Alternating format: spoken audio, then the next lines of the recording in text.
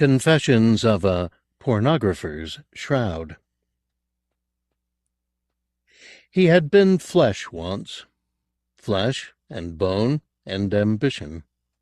But that was an age ago, or so it seemed, and the memory of that blessed state was fading fast. Some traces of his former life remained. Time and exhaustion couldn't take everything from him. He could picture clearly and painfully the faces of those he loved and hated. They stared through at him from the past, clear and luminous. He could still see the sweet good-night expressions in his children's eyes, and the same look, less sweet but no less good-night, in the eyes of the brutes he had murdered. Some of those memories made him want to cry, except that there were no tears to be wrung out of his starched eyes. Besides, it was far too late for regret. Regret was a luxury reserved for the living, who still had the time, the breath, and the energy to act. He was beyond all that. He, his mother's little Ronnie. Oh, if she could see him now. He was almost 3 weeks dead. Too late for regrets by a long chalk. He'd done all he could to correct the errors he'd made. He'd spun out his span to its limits and beyond, stealing himself precious time to sew up the loose ends of his frayed existence. Mother's little Ronnie had always been tidy, a paragon of neatness. That was one of the reasons he'd enjoyed accountancy. The pursuit of a few misplaced pence through hundreds of figures was a game he relished, and how satisfying at the end of the day to balance the books. Unfortunately, life was not so perfectible, as now, too late in the day, he realized. Still, he'd done his best, and that, as Mother used to say, was all anybody could hope to do. There was nothing left but to confess, and having confessed, go to his judgment empty-handed and contrite.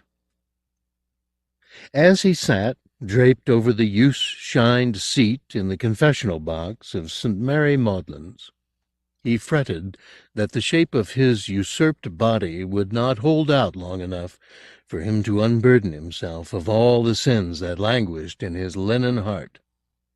He concentrated, trying to keep body and soul together for these last vital few minutes. Soon Father Rooney would come. He would sit behind the lattice divide of the confessional and offer words of consolation, of understanding, of forgiveness. Then, in the remaining minutes of his stolen existence, Ronnie Glass would tell his story. He would begin by denying that most terrible stain on his character, the accusation of pornographer. Pornographer? The thought was absurd. There wasn't a pornographer's bone in his body. Anyone who had known him in his 32 years would have testified to that. My Christ, he didn't even like sex very much. That was the irony. Of all the people to be accused of peddling filth, he was about the most unlikely. When it had seemed everyone about him was parading their adulteries like third legs, he had lived a blameless existence. The forbidden life of the body happened, like car accidents, to other people, not to him. Sex was simply a roller coaster ride that one might indulge in once every year or so. Twice might be tolerable, 3 times nauseating. Was it any surprise, then, that in 9 years of marriage to a good Catholic girl, this good Catholic boy only fathered 2 children? But he'd been a loving man in his lustless way, and his wife Bernadette had shared his indifference to sex, so his unenthusiastic member had never been a bone of contention between them. And the children were a joy. Samantha was already growing into a model of politeness and tidiness, and Imogen, though scarcely 2, had her mother's smile. Life had been fine, all in all. He had almost owned a featureless semi-detached house in the leafier suburbs of South London. He had possessed a small garden, Sunday tended, a soul the same. It had been, as far as he could judge, a model life, unassuming and dirt-free. And it would have remained so had it not been for that worm of greed in his nature. Greed had undone him, no doubt. If he hadn't been greedy, he wouldn't have looked twice at the job that Maguire had offered him. He would have trusted his instinct, taken one look around the poky, smoke-filled office above the Hungarian pastry shop in Soho, and turned tail. But his itch for wealth diverted him from the plain truth, that he was using all his skills as an accountant to give a gloss of credibility to an operation that stank of corruption. He'd known that in his heart, of course, known that despite Maguire's ceaseless talk of moral rearmament, his fondness for his children, his obsession with the gentlemanly art of bonsai, the man was a louse, the lowest of the low. But he'd successfully shut out that knowledge and contented himself with the job in hand, balancing the books. Maguire was generous, and that made the blindness easier to induce. He even began to like the man and his associates. He'd got used to seeing the shambling bulk that was Dennis Dork Luzzati, a fresh cream pastry perpetually hovering at his fat lips. Got used, too, to little three-fingered Henry B. Henry, with his card tricks and his patter, a new routine every day. They weren't the most sophisticated of conversationalists, and they certainly wouldn't have been welcome at the tennis club, but they seemed harmless enough. It was a shock, then, a terrible shock, when he eventually drew back the veil and saw Dork, Henry, and Maguire for the beasts they really were. The revelation had occurred by accident. One night, finishing some tax work late, Ronnie had caught a cab down to the warehouse, planning to deliver his report to Maguire by hand. He'd never actually visited the warehouse, though he'd heard it mentioned between them often enough. Maguire had been stockpiling his supplies of books there for some months, mostly cookery books from Europe, or so Ronnie had been told. That night, that last night of cleanliness, he walked into the truth in all its full-color glory. Maguire was there, in one of the plain brick rooms, sitting on a chair surrounded by packages and boxes. An unshaded bulb threw a halo onto his thinning scalp. It glistened pinkly. Dork was there, too, engrossed in a cake. Henry B. was playing patience. Piled high on every side of the trio, there were magazines, 1,000 upon 1,000 of them, their covers shining, virginal, and somehow fleshly. Maguire looked up from his calculations. "Glacé," he said. He always used that nickname. Ronnie stared into the room, guessing even from a distance what these heaped treasures were. "Come on in," said Henry B. "Good for a game." "Don't look so serious," soothed Maguire. "This is just merchandise." A kind of numb horror drew Ronnie to approach one of the stacks of magazines and open the top copy. "Climax Erotica," the cover read. "Full-color pornography for the discriminating adult. Text in English, German, and French." Unable to prevent himself, he began to look through the magazine, his face stinging with embarrassment, only half hearing the barrage of jokes and threats that Maguire was shooting off. Swarms of obscene images flew out of the pages, horribly abundant. He'd never seen anything like it in his life. Every sexual act possible between consenting adults, and a few only doped acrobats would consent to, were chronicled in glorious detail. The performers of these unspeakable acts smiled, glassy-eyed, at Ronnie as they swarmed up out of a grease of sex, neither shame nor apology on their lust-filled faces. Every slit, every slot, every pucker and pimple of their bodies was exposed, naked beyond nakedness. The pouting, panting excess of it turned Ronnie's stomach to ash. He closed the magazine and glanced at another pile beside it. Different faces, same furious coupling. Every depravity was catered for somewhere. The titles alone testified to the delights to be found inside. Bizarre women in chains, one read. Enslaved by rubber, another promised.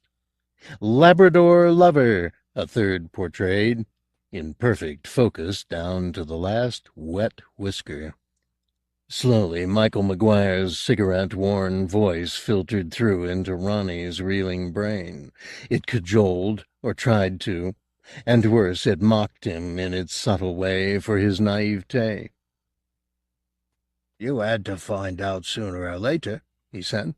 "I suppose it may as well be sooner, eh? No harm in it. All a bit of fun." Ronnie shook his head violently, trying to dislodge the images that had taken root behind his eyes. They were multiplying already, invading a territory that had been so innocent of such possibilities. In his imagination, Labradors scampered around in leather, drinking from the bodies of bound whores. It was frightening the way these pictures flowed out into his eyes, each page a new abomination. He felt he'd choke on them unless he acted. "Horrible," was all he could say. "Horrible, horrible, horrible." He kicked a pile of bizarre women in chains, and they toppled over, the repeated images of the covers sprawling across the dirty floor. "Don't do that," said McGuire very quietly. "Horrible," said Ronnie. "They're all horrible. There's a big market for them." "Not me," he said, as though McGuire was suggesting he had some personal interest in them. "All right, so you don't like them." "He doesn't like them, Dork."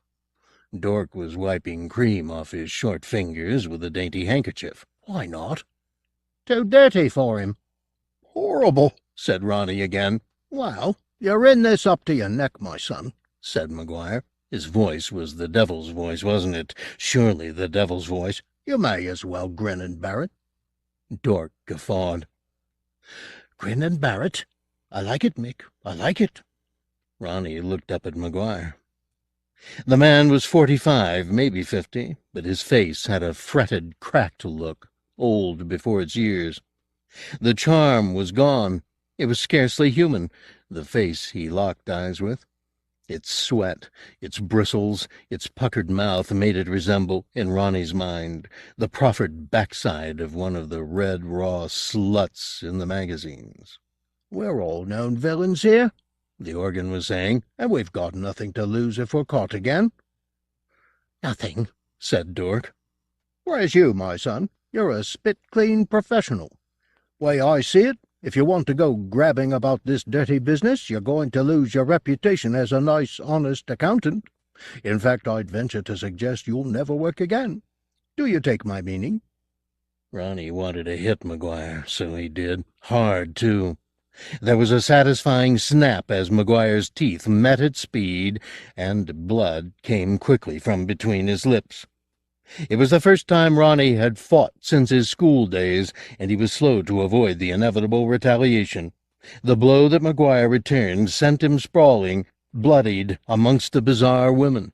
Before he could clamber to his feet, Dork had slammed his heel into Ronnie's face, grinding the gristle in his nose. While Ronnie blinked back the blood, Dork hoisted him to his feet and held him up as a captive target for McGuire. The ringed hand became a fist, and for the next 5 minutes McGuire used Ronnie as a punch bag, starting below the belt and working up.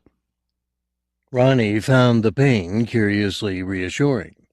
It seemed to heal his guilty psyche better than a string of Hail Marys. When the beating was over and Dork had let him out, defaced, into the dark, there wasn't any anger left in him. Only a need to finish the cleansing McGuire had begun. He went home to Bernadette that night and told her a lie about being mugged in the street. She was so consoling, it made him sick to be deceiving her, but he had no choice. That night, and the night after, were sleepless. He lay in his own bed, just a few feet from that of his trusting spouse, and tried to make sense of his feelings. He knew in his bones the truth would sooner or later become public knowledge. Better, surely, to go to the police, come clean. But that took courage, and his heart had never felt weaker. So he prevaricated through the Thursday night and the Friday, letting the bruises yellow and the confusion settle. Then, on Sunday, the shit hit the fan. The lowest of the Sunday filth sheets had his face on the front cover, complete with the banner headline, "The Sex Empire of Ronald Glass." Inside were photographs, snatched from innocent circumstance and construed as guilt. Glass appearing to look pursued, Glass appearing to look devious. His natural hirsuteness made him seem ill-shaven. His neat haircut suggested the prison aesthetic favored by some of the criminal fraternity. Being short-sighted, he squinted. Photographed squinting, he looked like a lustful rat. He stood in the newsagents, staring at his own face, and knew his personal Armageddon was on the horizon. Shaking, he read the terrible lies inside. Somebody, he never exactly worked out who, had told the whole story. The pornography, the brothels, the sex shops, the cinemas. The secret world of smut that McGuire had masterminded was here detailed in every sordid particular. Except that McGuire's name did not appear, neither did Dork's nor Henry's. It was Glass, Glass all the way. His guilt was transparent. He had been framed, neat as anything. A corrupter of children, the leader called him, little boy blue grown fat and tawny. It was too late to deny anything. By the time he got back to the house, Bernadette had gone, with the children in tow. Somebody had got to her with the news, probably salivating down the phone, delighting in the sheer dirt of it. He stood in the kitchen, where the table was laid for a breakfast the family hadn't yet eaten and would now never eat, and he cried. Not a great deal. His supply of tears was strictly limited, but enough to feel the duty done. Then, having finished with his gesture of remorse, he sat down, like any decent man who had been deeply wronged, and planned murder. In many ways, getting the gun was more difficult than anything that followed. It required some careful thought, some soft words, and a good deal of hard cash. It took him a day and a half to locate the weapon he wanted and to learn how to use it. Then, in his own good time, he went about his business. Henry B. died first. Ronnie shot him in his own stripped pine-wood kitchen in up-and-coming Islington. He had a cup of freshly brewed coffee in his three-fingered hand and a look of almost pitiable terror on his face. The first shot struck him in the side, denting his shirt and causing a little blood to come. Far less than Ronnie had been steeling himself for, however. More confident, he fired again. The second shot hit his intended in the neck, and that seemed to be the killer. Henry B. pitched forward like a comedian in a silent movie, not relinquishing the coffee cup until the moment before he hit the floor. The cup spun in the mingled dregs of coffee and life, and rattled at last to a halt. Ronnie stepped over to the body and fired a third shot straight through the back of Henry B.'s neck.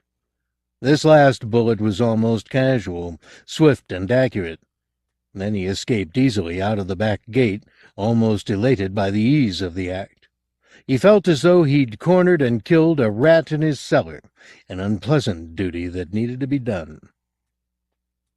The frisson lasted 5 minutes. Then he was profoundly sick. Anyway, that was Henry, all out of tricks. Dork's death was rather more sensational. He ran out of time at the dog track. Indeed, he was showing Ronnie his winning ticket when he felt the long-bladed knife insinuate itself between his fourth and fifth ribs. He could scarcely believe he was being murdered, The expression on his pastry-fattened face was one of complete amazement. He kept looking from side to side at the punters milling around, as though at any moment one of them would point and laugh and tell him that this was all a joke, a premature birthday game. Then Ronnie twisted the blade in the wound. He'd read that this was surely lethal, and Dork realized that, winning ticket or not, this wasn't his lucky day. His heavy body was carried along in the crush of the crowd for a good 10 yards until it became wedged in the teeth of the turnstile. Only then did someone feel the hot gush from Dork and scream. By then Ronnie was well away. Content, feeling cleaner by the hour, he went back to the house. Bernadette had been in, collecting clothes and favorite ornaments. He wanted to say to her, "Take everything. It means nothing to me." But she'd slipped in and gone again, like a ghost of a housewife. In the kitchen, the table was still set for that final Sunday breakfast. There was dust on the cornflakes in the children's bowls. The rancid butter was beginning to grease the air. Ronnie sat through the late afternoon, through the dusk, through until the early hours of the following morning, and tasted his newfound power over life and death. Then he went to bed in his clothes, no longer caring to be tidy, and slept the sleep of the almost good. It wasn't so hard for McGuire to guess who'd wasted Dork and Henry B. Henry, though the idea of that particular worm turning was hard to swallow.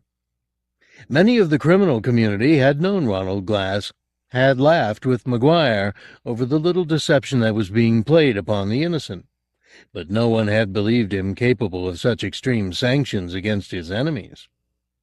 In some seedier quarters he was now being saluted for his sheer bloody-mindedness. Others, McGuire included, felt he had gone too far to be welcomed into the fold like a strayed sheep. The general opinion was that he be dispatched before he did any more damage to the fragile balance of power. So Ronnie's days became numbered. They could have been counted on the 3 fingers of Henry B.'s hand. They came for him on Saturday afternoon, and took him quickly, without him having time to wield a weapon in his defense. They escorted him to a salami and cooked meats warehouse, and in the icy white safety of the cold storage room they hung him from a hook and tortured him. Anyone with any claim to Dork's or Henry B.'s affections was given an opportunity to work out their grief on him. With knives, with hammers, with oxyacetylene torches, they shattered his knees and his elbows, they put out his eardrums, burned the flesh off the soles of his feet. Finally, about 11 or so, they began to lose interest. The clubs were just getting into their rhythm. The gaming tables were beginning to simmer. It was time to be done with justice and get out on the town. That was when Mickey McGuire arrived, dressed to kill in his best bib and tucker. Ronnie knew he was there somewhere in the haze, but his senses were all but out, and he only half saw the gun leveled at his head, half felt the noise of the blast bounce around the white-tiled room. A single bullet, immaculately placed, entered his brain through the middle of his forehead, as neat as even he could have wished, like a third eye. His body twitched on its hook a moment, and died.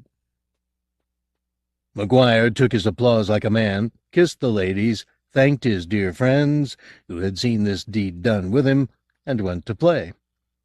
The body was dumped in a black plastic bag on the edge of Epping Forest, early on Sunday morning, just as the dawn chorus was tuning up in the ash trees and the sycamores. And that, to all intents and purposes, was the end of that. Except that it was the beginning. Ronnie's body was found by a jogger out before 7 on the following Monday. In the day between his being dumped and being found, his corpse had already begun to deteriorate. But the pathologist had seen far, far worse. He watched dispassionately while the 2 mortuary technicians stripped the body, folded the clothes, and placed them in tagged plastic bags. He waited patiently and attentively while the wife of the deceased was ushered into his echoing domain, her face ashen, her eyes swelled to bursting with too many tears. She looked down at her husband without love, staring at the wounds and at the marks of torture quite unflinchingly. The pathologist had a whole story written behind this last confrontation between sex king and untroubled wife. Their loveless marriage, their arguments over his despicable way of life, her despair, his brutality, and now her relief that the torment was finally over and she was released to start a new life without him. The pathologist made a mental note to look up the pretty widow's address. She was delicious in her indifference to mutilation. It made his mouth wet to think of her. Ronnie knew Bernadette had come and gone. He could sense, too, the other faces that popped into the mortuary, just peered down at the sex king. He was an object of fascination, even in death, and it was a horror he hadn't predicted, buzzing around in the cool coils of his brain like a tenant who refuses to be ousted by the bailiffs, still seeing the world hovering around him and not being able to act upon it. In the days since his death, there had been no hint of escape from this condition. He had sat here in his own dead skull, unable to find a way out into the living world, and unwilling somehow to relinquish life entirely and leave himself to heaven. There was still a will to revenge in him.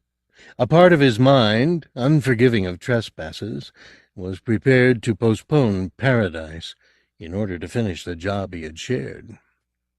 The books needed balancing, and until Michael Maguire was dead, Ronnie could not go to his atonement. In his round bone prison, he watched the curious come and go, and knotted up his will. The pathologist did his work on Ronnie's corpse with all the respect of an efficient fish gutter, carelessly digging the bullet out of his cranium and nosing around in the stews of smashed bone and cartilage that had formerly been his knees and elbows. Ronnie didn't like the man. He'd leered at Bernadette in a highly unprofessional way, and now, when he was playing the professional, his callousness was positively shameful. Oh, for a voice, for a fist, for a body to use for a time. Then he'd show this meat merchant how bodies should be treated. The will was not enough, though. It needed a focus and a means of escape. The pathologist finished his report and his rough sewing, flung his juice-shiny gloves and his stained instruments onto the trolley beside the swabs and the alcohol, and left the body to the assistants. Ronnie heard the swing doors close behind him as the man departed. Water was running somewhere, splashing into the sink. The sound irritated him. Standing beside the table on which he lay, the two technicians discussed their shoes. Of all things, shoes. The banality of it, thought Ronnie. The life-decaying banality of it. You know them new heels, Lenny? The ones I got to put on my brown suedes. Useless. No bleeding good at all. I'm not surprised. And the price I paid for them? Look at that, just look at that. Worn through in a month. Paper thin. They are, Lenny, they're paper thin. I'm going to take them back. I would. I am. I would.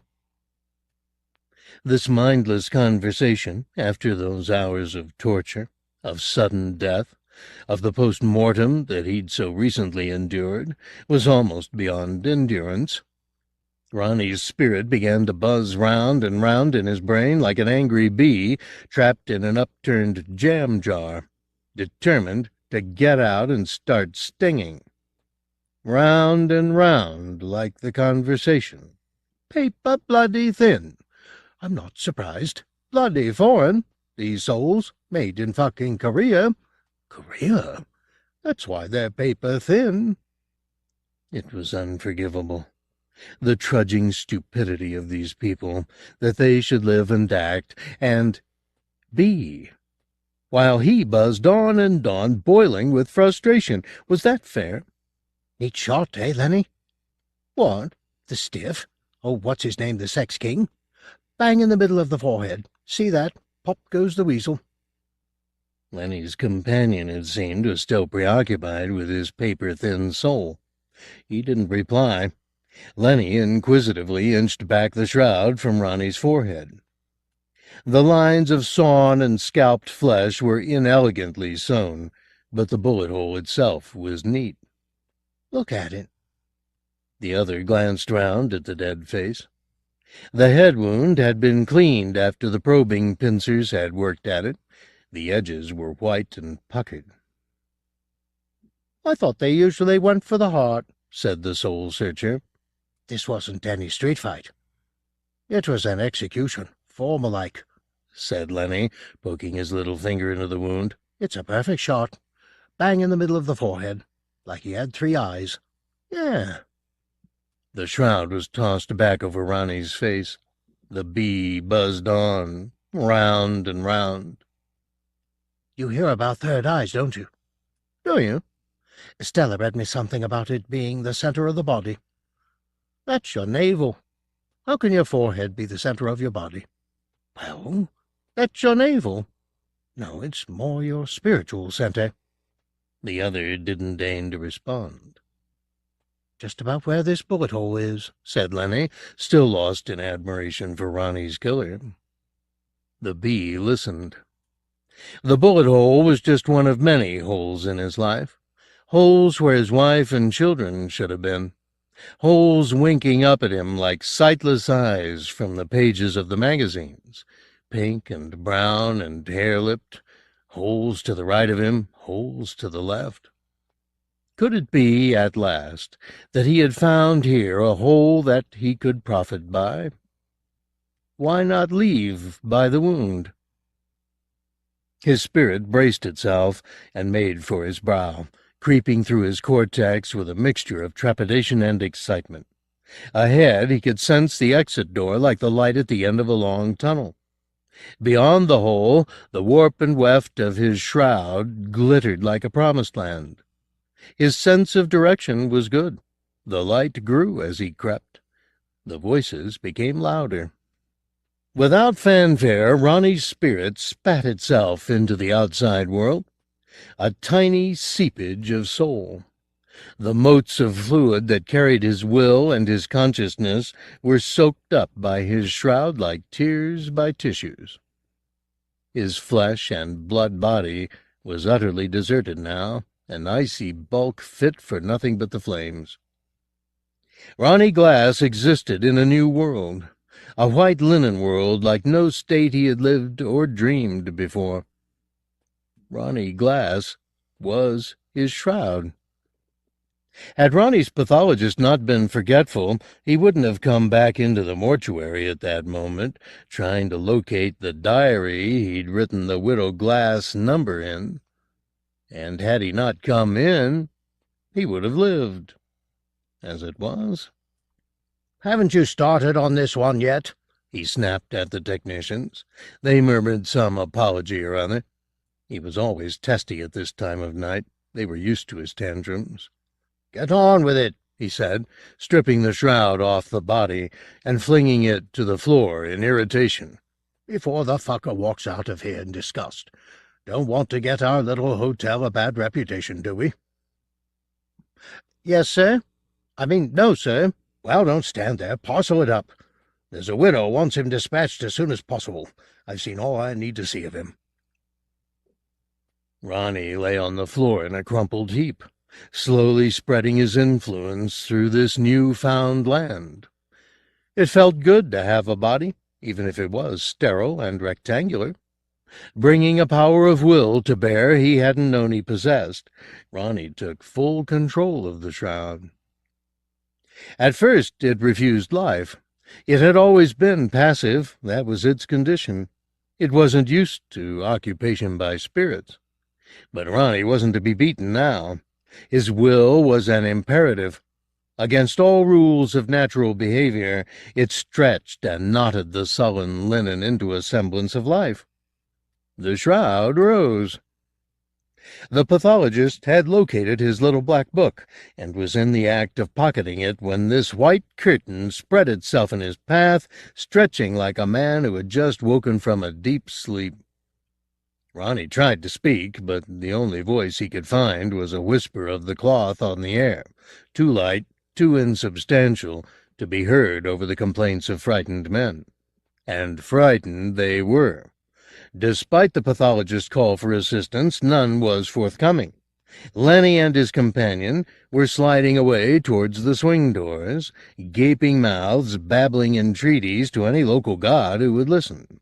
The pathologist backed off against the post-mortem table, quite out of gods.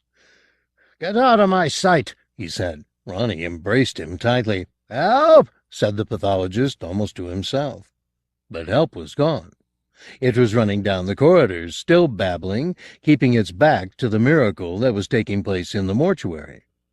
The pathologist was alone, wrapped up in this starched embrace, murmuring at the last some apologies he had found beneath his pride. "I'm sorry, whoever you are, whatever you are, I'm sorry."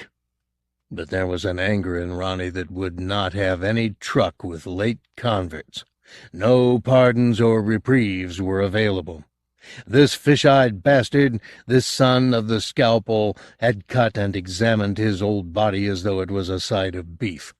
It made Ronnie livid to think of this creep, so cool appraisal of life, death, and Bernadette. The bastard would die here, amongst his remains, and let that be an end to his callous profession. The corners of the shroud were forming into crude arms now, as Ronnie's memory shaped them. It seemed natural to recreate his old appearance in this new medium. He made hands first, then digits, even a rudimentary thumb. He was like a morbid atom raised out of linen. Even as they formed, the hands had the pathologist about the neck. As yet they had no sense of touch in them, and it was difficult to judge how hard to press on the throbbing skin, so he simply used all the strength he could muster. The man's face blackened, and his tongue, the color of a plum, stuck out from his mouth like a spearhead, sharp and hard. In his enthusiasm, Ronnie broke his neck. It snapped suddenly, and the head fell backwards at a horrid angle. The vain apologies had long since stopped. Ronnie dropped him to the polished floor and stared down at the hands he had made, with eyes that were still 2 pinpricks in a sheet of stained cloth. He felt certain of himself in this body, and God, he was strong. He'd broken the bastard's neck without exerting himself at all. Occupying this strange, bloodless physique, he had a new freedom from the constraints of humanity. He was alive suddenly to the life of the air, feeling it now fill and billow him. Surely he could fly, like a sheet in the wind, or if it suited him, knot himself into a fist and beat the world into submission. The prospects seemed endless. And yet he sensed that this possession was at best temporary. Sooner or later the shroud would want to resume its former life as an idle piece of cloth, and its true, passive nature would be restored. This body had not been given to him, merely loaned. It was up to him to use it to the best of his vengeful abilities. He knew the priorities. First and foremost, to find Michael Maguire and dispatch him. Then, if he still had the time left, he would see the children. But it wasn't wise to go visiting as a flying shroud. Better by far to work at this illusion of humanity and see if he could sophisticate the effect. He'd seen what freak creases could do, making faces appear in a crumpled pillow or in the folds of a jacket hanging on the back of the door. More extraordinary still, there was the Shroud of Turin, in which the face and body of Jesus Christ had been miraculously imprinted. Bernadette had been sent a postcard of the shroud, with every wound of lance and nail in place. Why couldn't he make the same miracle by force of will? Wasn't he resurrected too? He went to the sink in the morgue and turned off the running tap, then stared into the mirror to watch his will take shape. The surface of the shroud was already twitching and scurrying as he demanded new forms of it. At first there was only the primitive outline of his head, roughly shaped, like that of a snowman. 2 pits for eyes, a lumpen nose. But he concentrated, willing the linen to stretch itself to the limits of its elasticity. And behold, it worked. It really worked.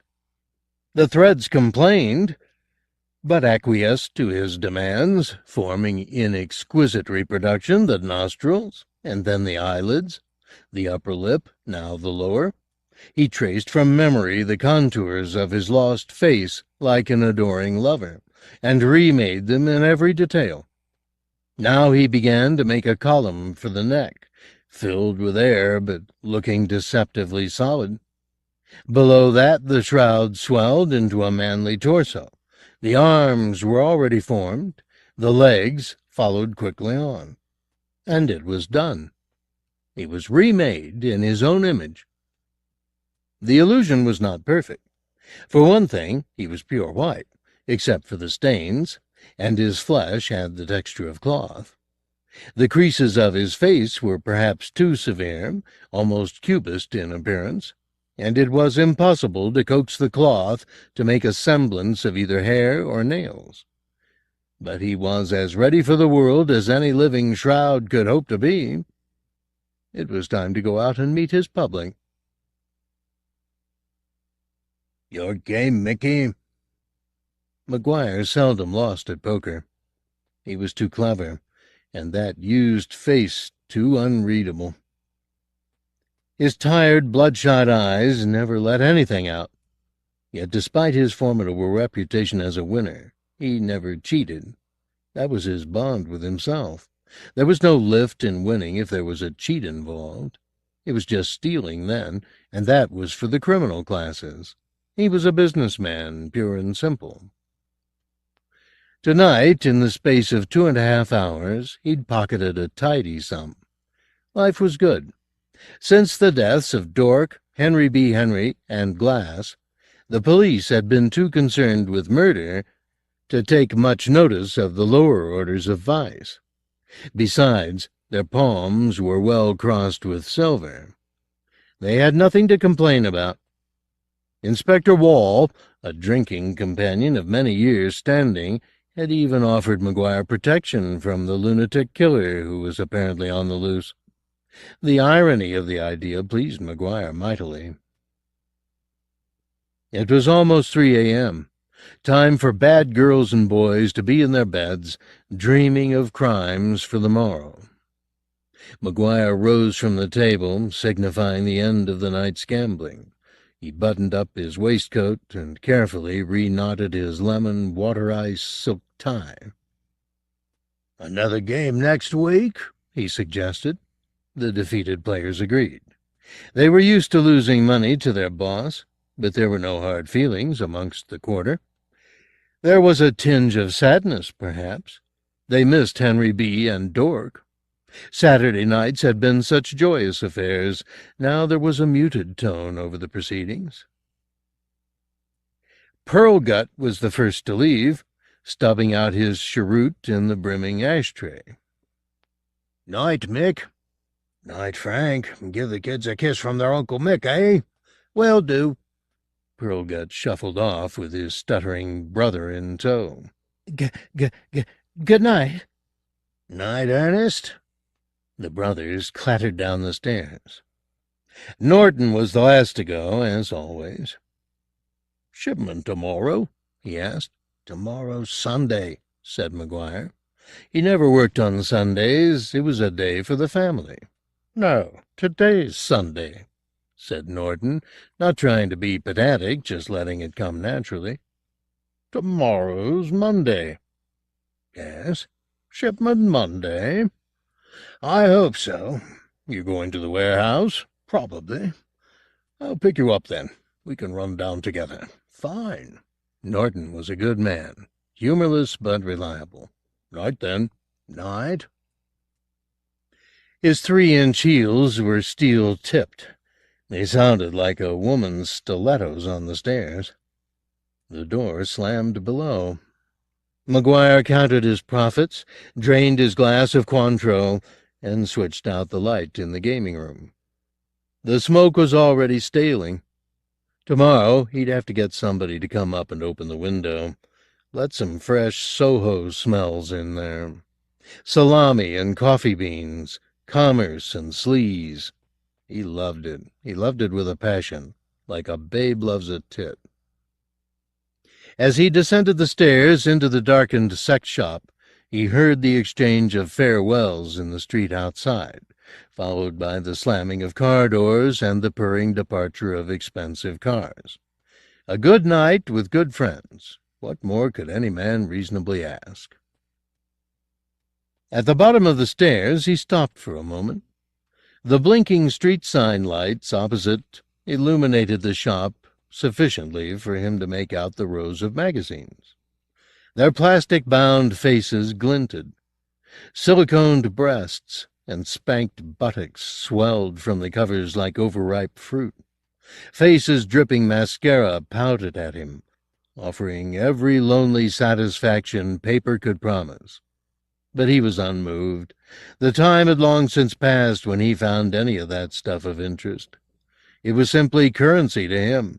He was neither disgusted nor aroused by it. He was a happily married man, after all, with a wife whose imagination barely stretched beyond page 2 of the Kama Sutra, and whose children were slapped soundly if they spoke one questionable word. In the corner of the shop, where the bondage and domination material was displayed, something rose from the floor. McGuire found it hard to focus in the intermittent light. Red, blue, red, blue. But it wasn't Norton, nor one of the Pearl Guts. It was a face he knew, however, smiling at him against the background of roped and raped magazines. Now he saw. It was glass, clear as day, and despite the colored lights, white as a sheet. He didn't try to reason how a dead man could be staring at him. He just dropped his coat and his jaw and ran. The door was locked, and the key was one of 24 on his ring. Oh, Jesus, why did he have so many keys? Keys to the warehouse, keys to the greenhouse, keys to the whorehouse, and only that twitching light to see them by. Red, blue, red, blue. He rummaged amongst the keys, and by some magical chance the first he tried slotted easily in the lock, and turned like a finger in hot grease. The door was open, the street ahead. But glass glided up behind him soundlessly, and before he could step over the threshold he had thrown something around McGuire's face. A cloth of some kind. It smelt of hospitals, of ether, or disinfectant, or both. McGuire tried to cry out, but a fist of cloth was being thrust down his throat. He gagged on it, the vomit reflex making his system revolt. In response, the assassin just tightened his grip. In the street opposite, a girl McGuire knew only as Natalie, model, seeks interesting position with strict disciplinarian, was watching the struggle in the doorway of the shop with a doped look on her vapid face. She'd seen murder once or twice. She'd seen rape aplenty, and she wasn't about to get involved. Besides, it was late, and the insides of her thighs ached. Casually, she turned away down the pink-lit corridor, leaving the violence to take its course. McGuire made a mental note to have the girl's face carved up one of these days, if he survived, which seemed less likely by the moment. The red, blue was unfixable now, as his airless brain went colorblind, and though he seemed to snatch a grip on his would-be assassin, the hold seemed to evaporate, leaving cloth, empty cloth, running through his sweating hands like silk. Then someone spoke. Not behind him, not the voice of his assassin, but in front. In the street, Norton. It was Norton. He'd returned for some reason, God love him, and he was getting out of his car 10 yards down the street, shouting McGuire's name. The assassin's chokehold faltered, and gravity claimed McGuire. He fell heavily, the world spinning, to the pavement, his face purple in the lurid light. Norton ran towards his boss, fumbling for his gun amongst the bric-a-brac in his pocket. The white-suited assassin was already backing off down the street, unprepared to take on another man. He looked, thought Norton, for all the world like a failed member of the Ku Klux Klan. A hood, a robe, a cloak. Norton dropped to one knee, took a double-handed aim at the man, and fired. The result was startling. The figure seemed to balloon up, his body losing its shape, becoming a flapping mass of white cloth with a face loosely imprinted on it. There was a noise like the snapping of Monday-washed sheets on a line, a sound that was out of place in this grimy back street. Norton's confusion left him responseless for a moment, and the man-sheet seemed to rise in the air, illusory. At Norton's feet, McGuire was coming round, groaning. He was trying to speak, but having difficulty making himself understood through his bruised larynx and throat. Norton bent closer to him. He smelt of vomit and fear. "Glass," he seemed to be saying. It was enough. Norton nodded, said hush. That was the face, of course, on the sheet. Glass, the imprudent accountant. He'd watched the man's feet fried, watched the whole vicious ritual, not to his taste at all. Well, Ronnie Glass had some friends, apparently, friends not above revenge. Norton looked up, but the wind had lifted the ghost above the rooftops and away. That had been a bad experience, the first taste of failure. Ronnie remembered it still, the desolation of that night. He'd lain, heaped in a rat-run corner of a derelict factory south of the river, and calmed the panic in his fibers. What good was this trick he'd mastered if he lost control of it the instant he was threatened? He must plan more carefully, and wind his will up until it would brook no resistance. Already he sensed that his energy was ebbing, and there was a hint of difficulty in restructuring his body this second time round. He had no time to waste with fumbled failures. He must corner the man where he could not possibly escape. Police investigations at the mortuary had led round in circles for half a day, and now into the night. Inspector Wall of the yard had tried every technique he knew. Soft words, hard words, promises, threats, seductions, surprises, even blows. Still Lenny told the same story. A ridiculous story he swore would be corroborated when his fellow technician came out of the catatonic state he'd now taken refuge in. But there was no way the inspector could take the story seriously. A shroud that walked? How could he put that in his report? No, he wanted something concrete, even if it was a lie. "Can I have a cigarette?" asked Lenny for the upteenth time. Wall shook his head. "Hey, Fresco," Wall addressed his right-hand man, Al Kincaid. "I think it's time you searched the lad again." Lenny knew what another search implied. It was a euphemism for a beating. Up against the wall, legs spread, hands on head, wham! His stomach jumped at the thought. "Listen," he implored. "What, Lenny?" "I didn't do it." "Of course you did it," said Wall, picking his nose. "We just want to know why. Didn't you like the old fucker? Make dirty remarks about your lady friends, did he? He had a bit of a reputation for that, I understand." Al Fresco smirked. "Was that why you nobbled him?" "For God's sake," said Lenny. "You think I'd tell you a fucking story like that if I didn't see it with my own fucking eyes?" "Language," chided Fresco. "Shrouds don't fly," said Wall with understandable conviction. "Then where is the shroud, eh?" reasoned Lenny. "You incinerated it. You ate it. How the fuck should I know?" "Language," said Lenny quietly. The phone rang before Fresco could hit him. He picked it up, spoke, and handed it to Wall. Then he hit Lenny, a friendly slap that drew a little blood. "Listen," said Fresco, breathing with lethal proximity to Lenny, as if to suck the air out of his mouth. "we know you did it, see? You were the only one in the morgue alive to do it, see? We just want to know why, that's all. Just why."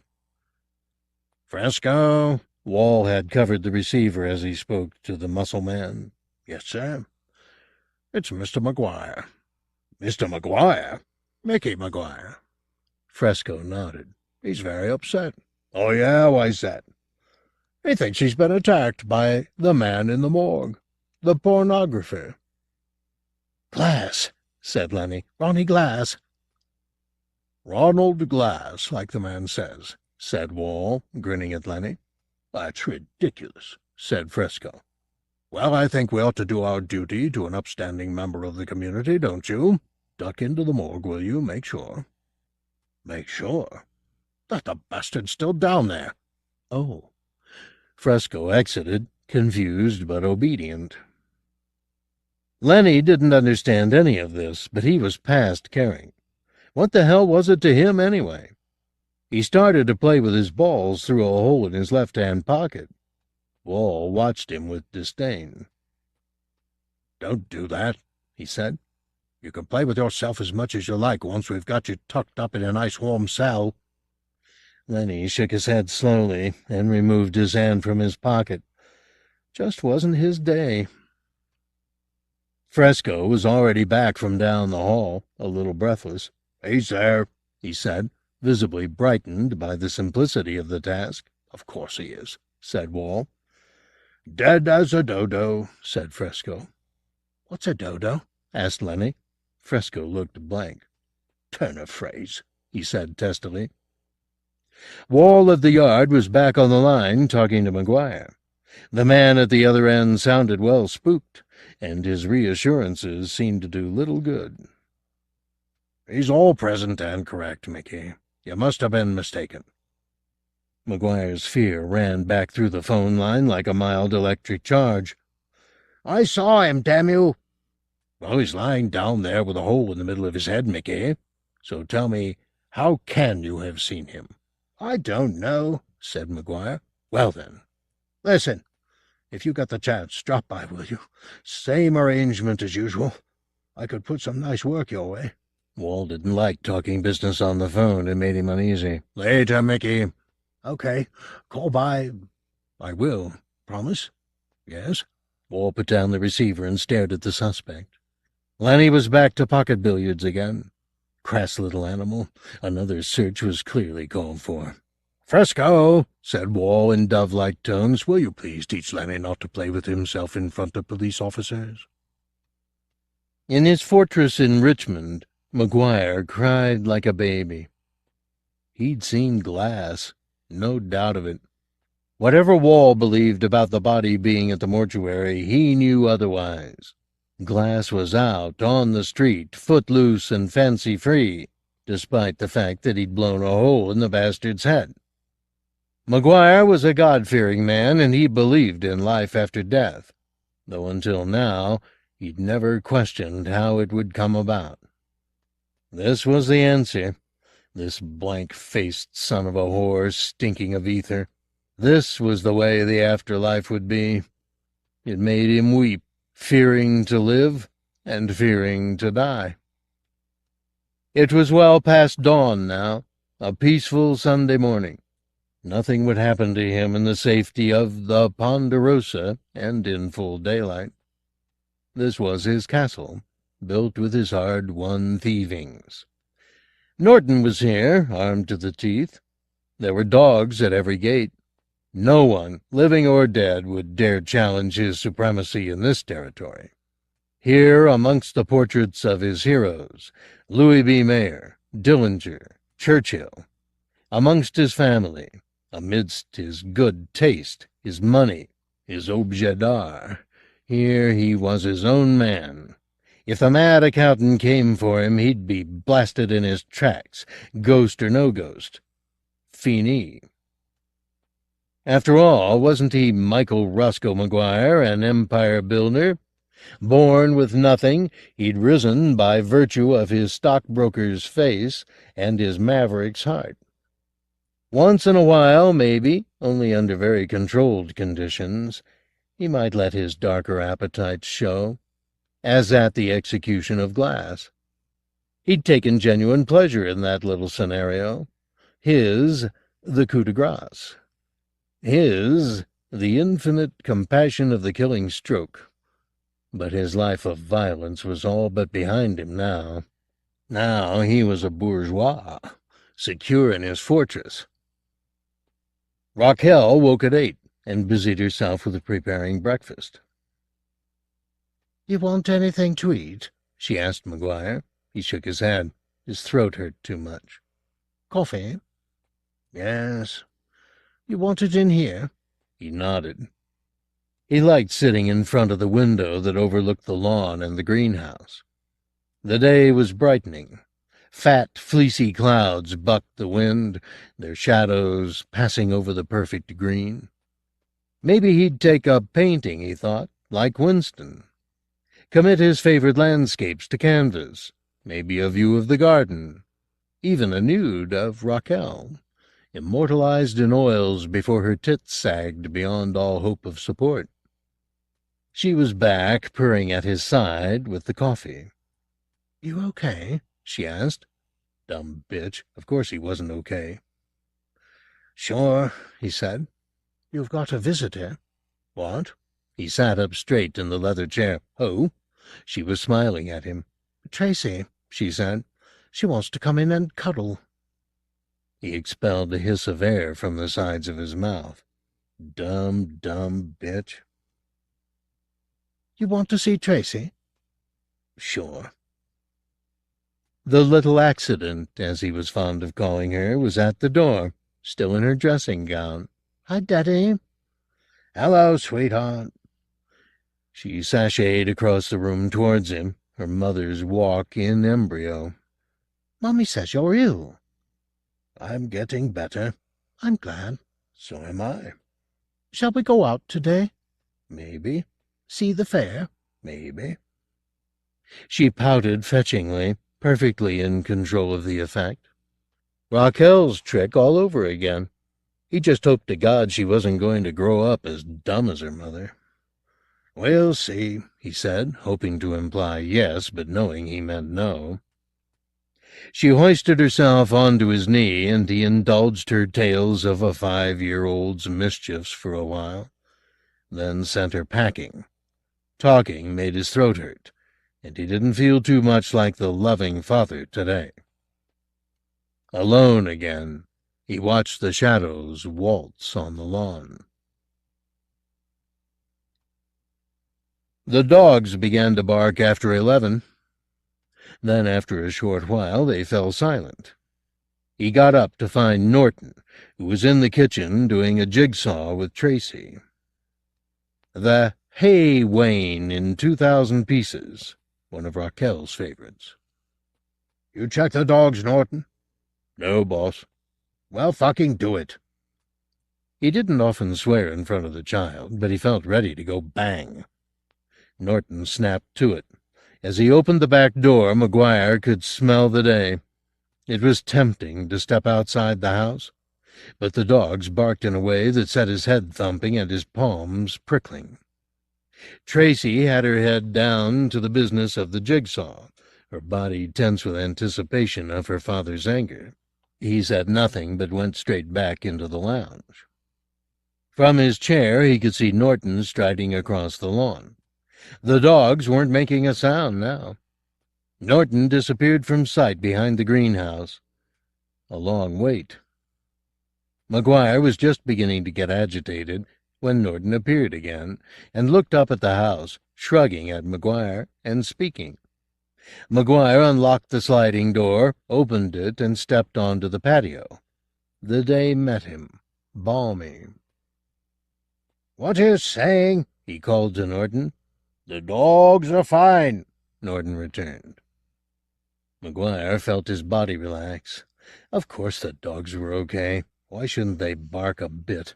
What else were they for? He was damn near making a fool of himself, pissing his pants just because the dogs barked. He nodded to Norton and stepped off the patio onto the lawn. Beautiful day, he thought. Quickening his pace, he crossed the lawn to the greenhouse, where his carefully nurtured bonsai trees bloomed.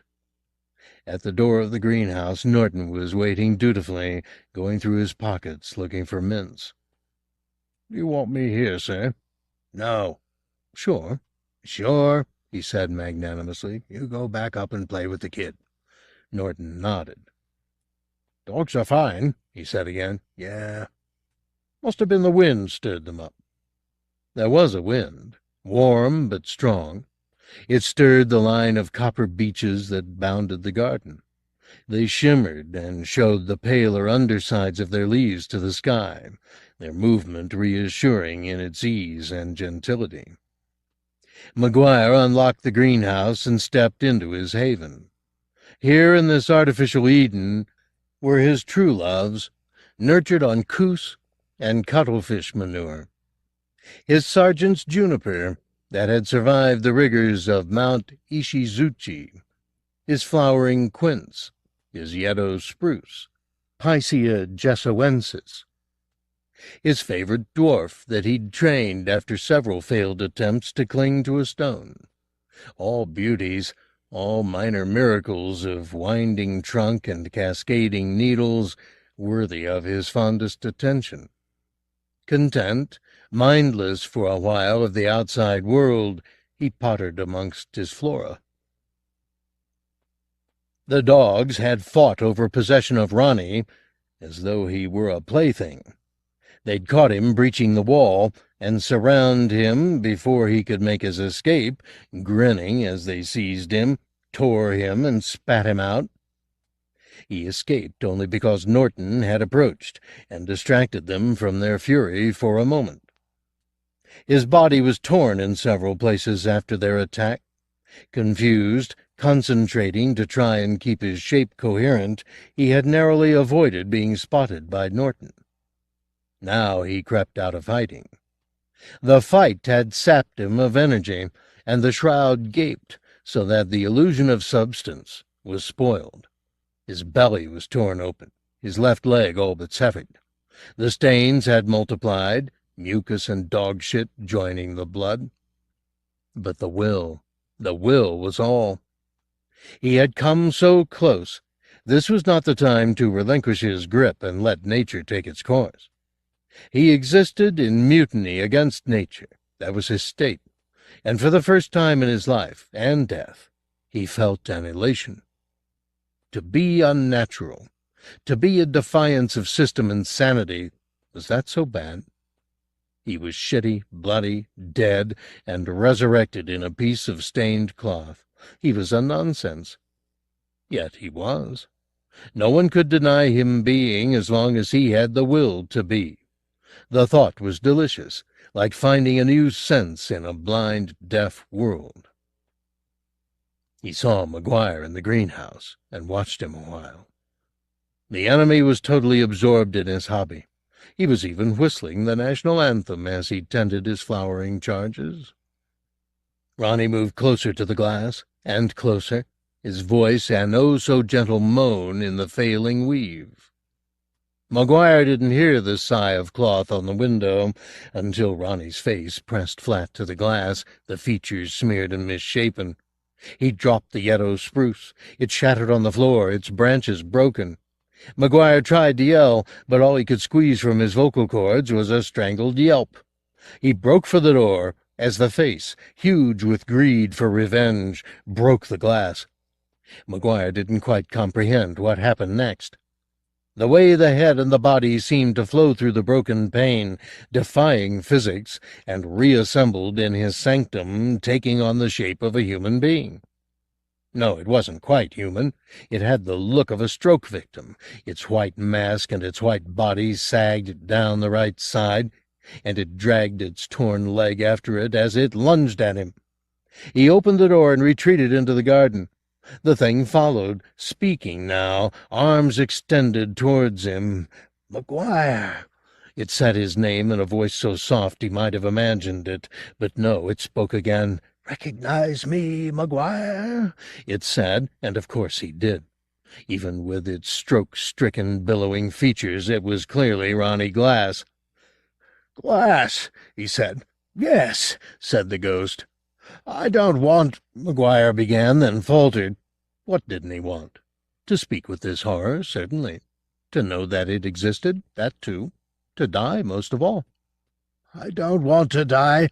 "You will," said the ghost. McGuire felt the gust of the sheet as it flew in his face, or perhaps it was the wind that caught this insubstantial monster and threw it around him. Whichever, the embrace stank of ether and disinfectant and death. Arms of linen tightened around him. The gaping face was pressed onto his as though the thing wanted to kiss him. Instinctively, McGuire reached round his attacker, and his hands found the rent the dogs had made in the shroud. His fingers gripped the open edge of the cloth, and he pulled. He was satisfied to hear the linen tearing along its weave, and the bear hug fell away from him. The shroud bucked in his hand, the liquefied mouth wide in a silent scream. Ronnie was feeling an agony he thought he'd left behind him with flesh and bone. But here it was again. Pain, pain, pain. He fluttered away from his mutilator, letting out what cry he could, while McGuire stumbled away up the lawn, his eyes huge. The man was close to madness. Surely his mind was as good as broken. But that wasn't enough. He had to kill the bastard. That was his promise to himself, and he intended to keep it. The pain didn't disappear, but he tried to ignore it, putting all his energy into pursuing McGuire up the garden towards the house. But he was so weak now. The wind almost had mastery of him, gusting through his form and catching the frayed entrails of his body. He looked like a war-torn flag, fouled so it was scarcely recognizable, and just about ready to call it a day. Except McGuire. McGuire reached the house and slammed the door. The sheet pressed itself against the window, flapping ludicrously, its linen hands raking the glass, its almost lost face demanding vengeance. "Let me in," it said. "I will come in." McGuire stumbled backwards across the room into the hall. "Raquel!" Where was the woman? "Raquel! Raquel!" She wasn't in the kitchen. From the den, the sound of Tracy singing. He peered in. The little girl was alone. She was sitting in the middle of the floor, headphones clamped over her ears, singing along to some favorite song. "Mummy?" he mimed at her. "Upstairs," she replied, without taking off the headphones. Upstairs. As he climbed the stairs, he heard the dogs barking down the garden. What was it doing? What was the fucker doing? "Raquel?" His voice was so quiet he could barely hear it himself. It was as though he'd prematurely become a ghost in his own house. There was no noise on the landing. He stumbled into the brown-tiled bathroom and snapped on the light. It was flattering, and he had always liked to look at himself in it. The mellow radiance dulled the edge of age. But now it refused to lie. His face was that of an old and haunted man. He flung open the airing cupboard and fumbled amongst the warm towels. There, a gun, nestling in scented comfort, hidden away for emergencies only. The contact made him salivate. He snatched the gun and checked it, all in working order. This weapon had brought Glass down once, and it could do it again, and again, and again. He opened the bedroom door. "Raquel!" She was sitting on the edge of the bed, with Norton inserted between her legs. Both were still dressed, one of Raquel's sumptuous breasts teased from her bra and pressed into Norton's accommodating mouth. She looked around, dumb as ever, not knowing what she'd done. Without thinking, he fired. The bullet found her open-mouthed, gormless as ever, and blew a sizable hole in her neck. Norton pulled himself out, no necrophiliac he, and ran towards the window. Quite what he intended wasn't clear. Flight was impossible. The next bullet caught Norton in the middle of the back and passed through his body, puncturing the window. Only then, with her lover dead, did Raquel topple back across the bed, her breast spattered, her legs splayed wide. McGuire watched her fall. The domestic obscenity didn't disgust him. It was quite tolerable. Tit and blood and mouth and lost love and all. It was quite tolerable. Maybe he was becoming insensitive. He dropped the gun. The dogs had stopped barking. He slipped out of the room onto the landing, closing the door quietly so as not to disturb the child. Mustn't disturb the child. As he walked to the top of the stairs, he saw his daughter's winsome face staring up at him from the bottom. "Daddy?" He stared at her with a puzzled expression. "There was someone at the door. I saw them passing the window." He started to walk unsteadily down the stairs, one at a time. Slowly does it, he thought. "I opened the door, but there was nobody there." Wall. It must be Wall. He would know what to do for the best. "Was it a tall man?" "I didn't see him properly, Daddy. Just his face. He was even whiter than you." The door. Oh, Jesus, the door. If she'd left it open. Too late. The stranger came into the hall, and his face crinkled into a kind of smile, which McGuire thought was about the worst thing he'd ever seen. It wasn't Wall. Wall was flesh and blood. The visitor was a rag doll. Wall was a grim man. This one smiled. Wall was life and law and order. This thing wasn't. It was glass, of course. McGuire shook his head. The child, not seeing the thing wavering on the air behind her, misunderstood. "What did I do wrong?" she asked. Ronnie sailed past her up the stairs, more a shadow now than anything remotely manlike, shreds of cloth trailing behind him. McGuire had no time to resist, nor will left to do so. He opened his mouth to say something in defense of his life, and Ronnie thrust his remaining arm, wound into a rope of linen, down McGuire's throat. McGuire choked on it, but Ronnie snaked on, past his protesting epiglottis, forging a rough way down his esophagus into McGuire's stomach. McGuire felt it there, a fullness that was like overeating, except that it squirmed in the middle of his body, raking his stomach wall and catching hold of the lining. It was all so quick. McGuire had no time to die of suffocation. In the event, he might have wished to go that way, horrid as it would have been. Instead, he felt Ronnie's hand convulse in his belly, digging deeper for a decent grip on his colon, on his duodenum. And when the hand had all it could hold, the fuckhead pulled out his arm. The exit was swift, but for McGuire, the moment would seemingly have no end.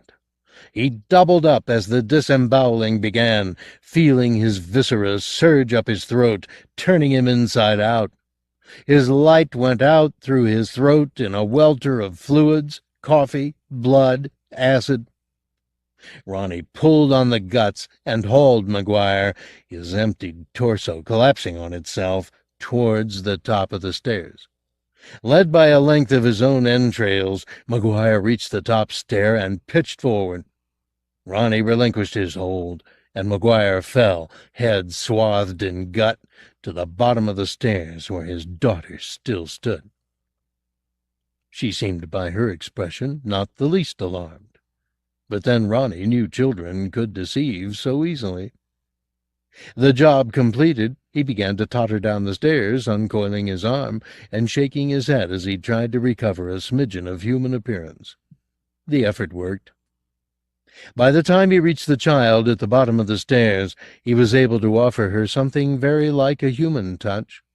She didn't respond, and all he could do was leave, and hope that in time she'd come to forget. Once he'd gone, Tracy went upstairs to find her mother. Raquel was unresponsive to her questions, as was the man on the carpet by the window. But there was something about him that fascinated her. A fat red snake pressing out from his trousers. It made her laugh. It was such a silly little thing. The girl was still laughing when Wall of the Yard appeared, late as usual. Though viewing the death dances the house had jumped to, he was, on the whole, glad he'd been a late arrival at that particular party. In the confessional of St. Mary Magdalene's, the shroud of Ronnie Glass was now corrupted beyond recognition. He had very little feeling left in him, just the desire, so strong he knew he couldn't resist for very much longer, to let go of this wounded body. It had served him well. He had no complaints to make of it, but now he was out of breath. He could animate the inanimate no longer.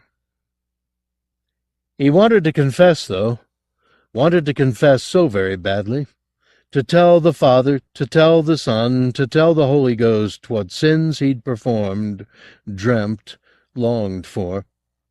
There was only one thing for it.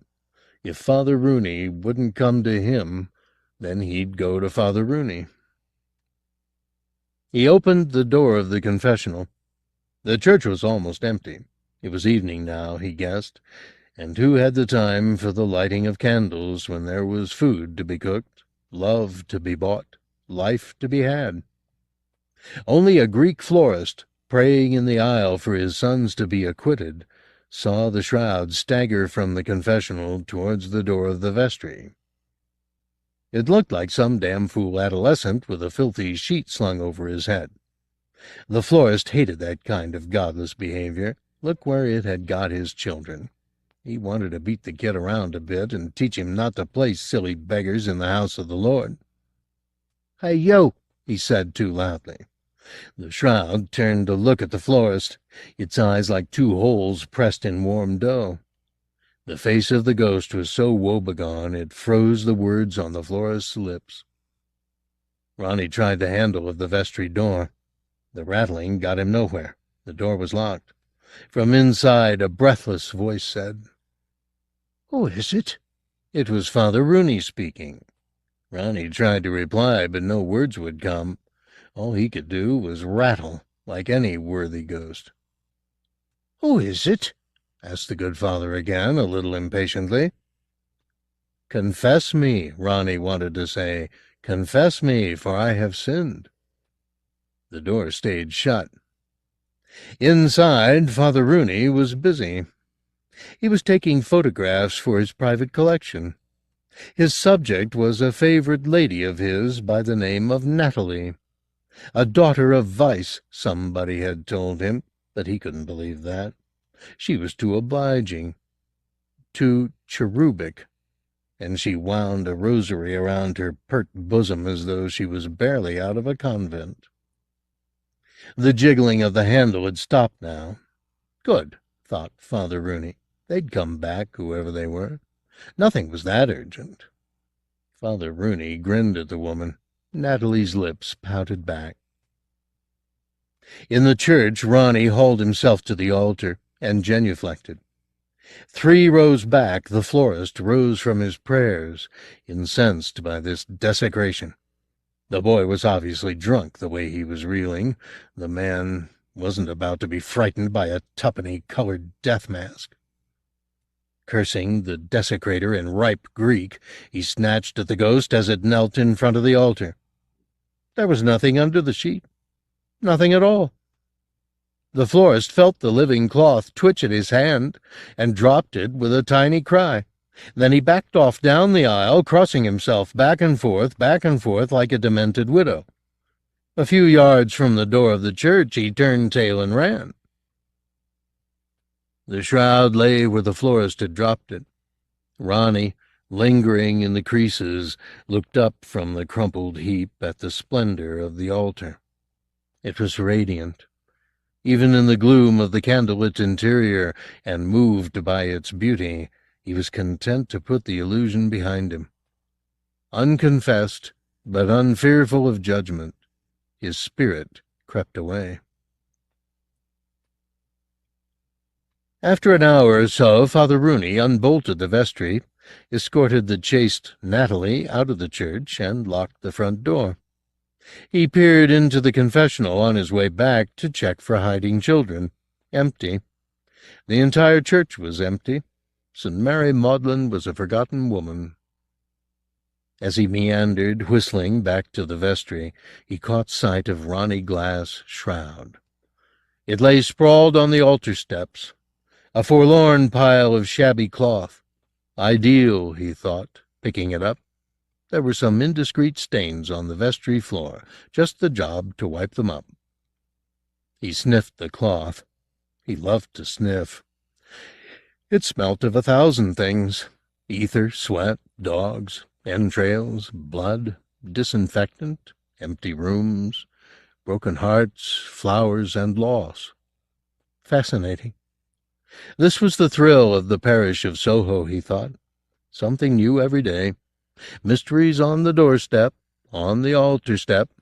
Crimes so numerous they would need an ocean of holy water to wash them out. Vice for sale on every corner if you knew